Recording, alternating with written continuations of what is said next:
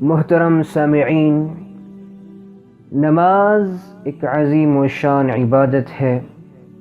یہ دین کا ایک بنیادی رکن ہے۔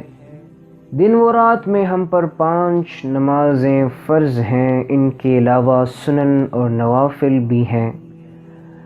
اللہ تعالیٰ نے وقت کی پابندی کے ساتھ ان کی ادائیگی کی تاکید فرمائی ہے۔ ارشاد ہے، ان الصلاة كانت على المؤمنین کتابا موقوتا۔ بے شک نماز تو ایمان والوں پر وقت کی پابندی کے ساتھ فرض ہے۔ بس جو بندہ نماز کی ادائیگی کا اہتمام کرتا ہے اور آداب کی رعایت کرتے ہوئے رکوع، سجدے اور نماز کے تمام ارکان بجا لاتا ہے تو اللہ تبارک و تعالی کی طرف سے اسے مغفرت کی ضمانت عطا کی جاتی ہے۔ رحمت عالم صلی اللہ علیہ وسلم نے 5 نمازوں کی پابندی پر یہ عظیم بشارت سنائی ہے۔ آپ نے فرمایا، 5 نمازیں اللہ تعالیٰ نے اپنے بندوں پر فرض فرمائی ہیں۔ جس شخص نے ان کے لیے اچھی طرح وضو کیا اور ان کے ٹھیک وقت پر ان کی ادائیگی کا اہتمام کیا اور ان کے رکوع، سجدے اور تمام ارکان کو کامل طریقے پر ادا کیا اور مکمل خشوع اختیار کیا تو ایسے شخص کے لیے اللہ تعالیٰ کا پختہ وعدہ ہے کہ اس کی مغفرت فرما دے گا۔ اللہ اکبر۔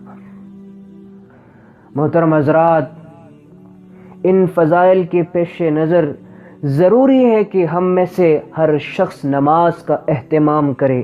بڑے، چھوٹے، بوڑھے، نوجوان، مرد، خواتین، ہر ایک نماز کی پابندی کرے اور خشوع و خضوع اور اخلاص کے ساتھ اس کی حفاظت کرے۔